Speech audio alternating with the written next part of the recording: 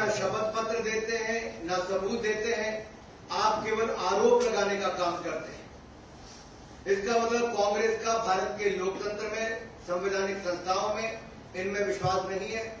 केवल अराजकता फैलाना, अनरेस्ट पैदा करना और भारत को डिस्टेबलाइज करने का एक षड्यंत्र टूल किट गैंग के माध्यम से क्या आप लोग रचने जा रहे हैं, कर रहे हैं प्रयास।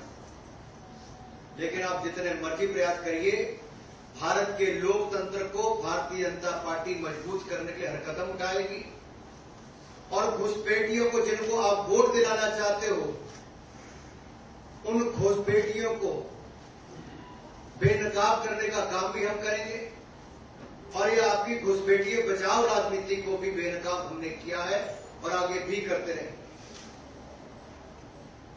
धन्यवाद। धन्यवाद अनुराग जी। अब एक एक करके आप सवाल पूछ सकते हैं। नीरज जी आप पूछिए। अनुराग जी, मेरा सवाल है, क्या आपको लगता है कि बिहार चुनाव से नजदीक है, बिहार चुनाव में SIR का प्रयोग किया गया, तो वहाँ वोटों के ध्रुवीकरण के लिए राहुल गांधी इस तरह की प्रेस कॉन्फ्रेंस कर रहे हैं? देखिए, ध्रुवीकरण कांग्रेस का प्रयास लगातार शुरू से रहा है और तुष्टीकरण की राजनीति आज कांग्रेस को इस स्थान पे ले आई कि 2014, 2019, 2024 में भी हारे। मुश्किल से नेता प्रतिपक्ष इनके बन पाते हैं, लेकिन जब पद मिला तब LOP नहीं, उसको LOB, leader of opposition Bharat का पद बना। क्या कांग्रेस और विपक्षी दलों के पास तुष्टीकरण के अलावा कोई और राजनीति नहीं है? क्या घुसपैठियों को बचाने के अलावा इनके पास कोई मुद्दा बिहार में नहीं रहा? क्या बिहार के विकास को देखकर कांग्रेस की आंखें इतनी बंद हो गई कि आज वो केवल घुसपैठियों के सहारे बिहार के चुनाव में जाना चाहते हैं? क्या कोई और सहारा इनके पास बचा नहीं है? और आज देख लीजिए, जैसे पहले राहुल जी ने माफिया मांगी है, बिहार के चुनाव के बाद भी माफी मांगने वाले हैं। जी ऐश्वर्या। अनुराग जी, आपने बात करी कि से बांग्लादेश, नेपाल में जो हो रहा है, कांग्रेस पार्टी पहले महसूस कर चुकी है। राहुल गांधी बार-बार उंगली उठाते हैं, लेकिन वे trying to create something like Nepal. देखिए, शायद वो भूल गए कि बाबा साहब अंबेडकर, जिनको कांग्रेस पार्टी ने उस समय भी जिस तरह से जलील करके पार्टी से बाहर निकाला, चुनाव भी हरवाए, बाबा साहब अंबेडकर के दिए संविधान पर प्रश्न चिन्ह कांग्रेस पार्टी ने उठाकर बार बार संशोधन किए, उनको राजनीति से बाहर करने का रास्ता दिखाया।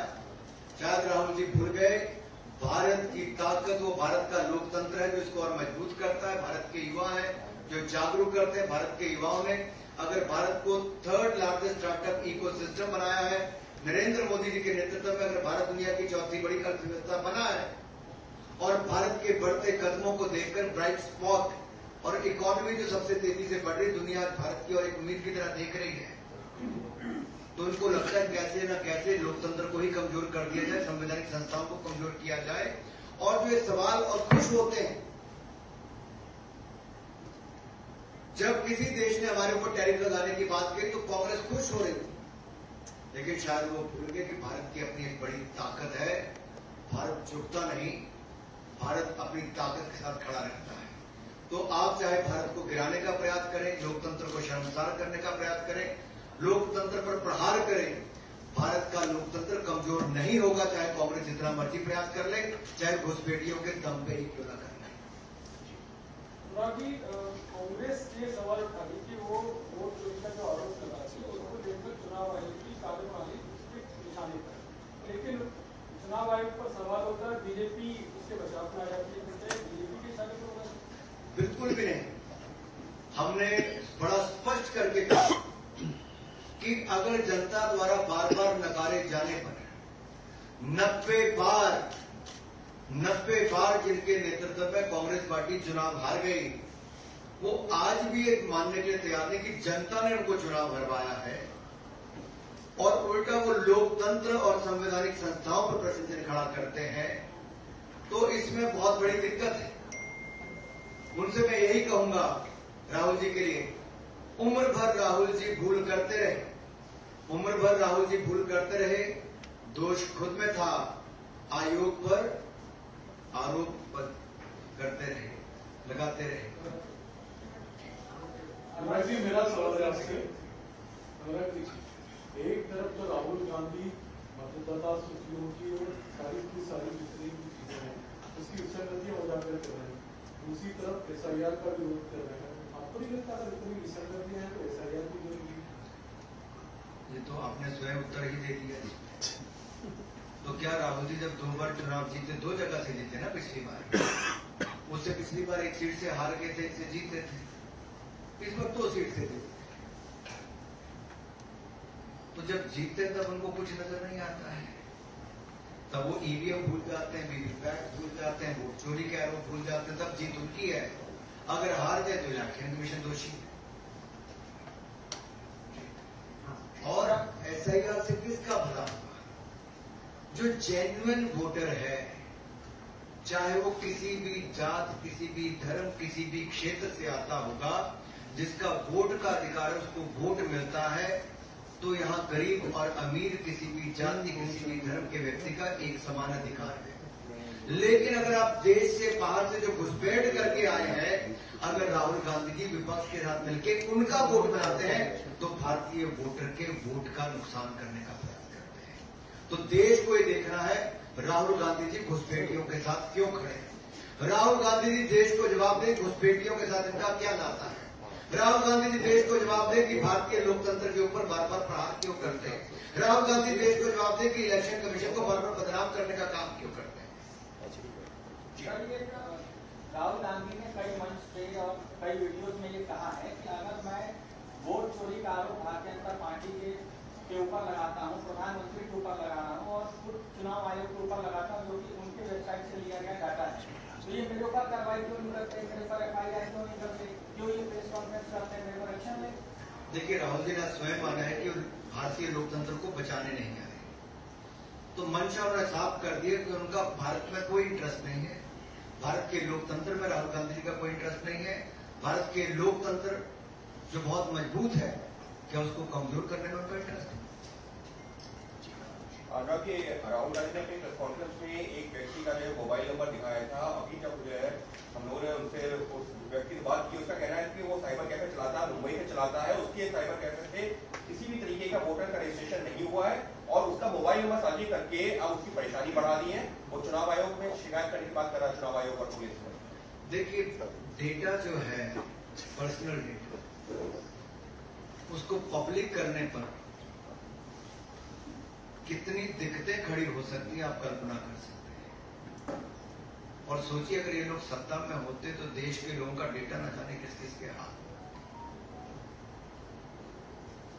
और केवल अपनी झूठी राजनीति को करने के लिए राहुल गांधी जी किसी के लिए भी संकट पैदा कर सकते हैं, किसी पर भी कीचड़ उछाल सकते हैं, किसी पर भी आरोप लगा सकते हैं, चाहे उसके बाद कुछ भी हो, अंत में माफी तो राहुल जी को ही मांगनी होगी। सर राहुल गांधी ने प्रेस कॉन्फ्रेंस में सवाल उठाया है गणेश कुमार जी का, उन्होंने कहा CID में बनाकर CIA ने 18 व्यक्तियों भेजी उनको, उनको ये जानना था कि IP एड्रेस क्या थे जिन्होंने जिस तरह से एप्लीकेशन IP कट करने का और एडिशन करने का बोला, तो 18 बार उसने जवाब नहीं दिया। एक सवाल ये, और दूसरा कि अगर आपको लगता है कि डेमोक्रेसी वीकन करने की ये साजिश है पूरी कांग्रेस और राहुल गांधी की, why not take action against him, क्योंकि considering the fact that this is the very persistent in doing that. This is not the first time he has done that, and he also has every intention of continuing it. Do you think that there should be a point where you will take action against him, or because it's a serious charge that you are levying against him also? देखिए कुछ लोगों को झूठ बोलने की आदत पड़ जाती है, कुछ लोग ढीठ हो जाते हैं, कुछ लोग माफी मांगने पे भी एक बार होता है, माफी मांगे फिर मांग लेंगे, इनकी आदत बन गई। और देश ने इनका असली चेहरा देख लिया है कि ये केवल ड्रामा करने आते हैं, धमाका करने नहीं। ये केवल आरोप लगाने आते हैं, शपथ पत्र देने नहीं। ये लोकतंत्र को बचाने नहीं आते, बर्बाद करने आते हैं। ये केवल अपना टाइम पास करने आते हैं, बाकी टाइम तो कहीं और जगह पे जाकर बिताते हैं।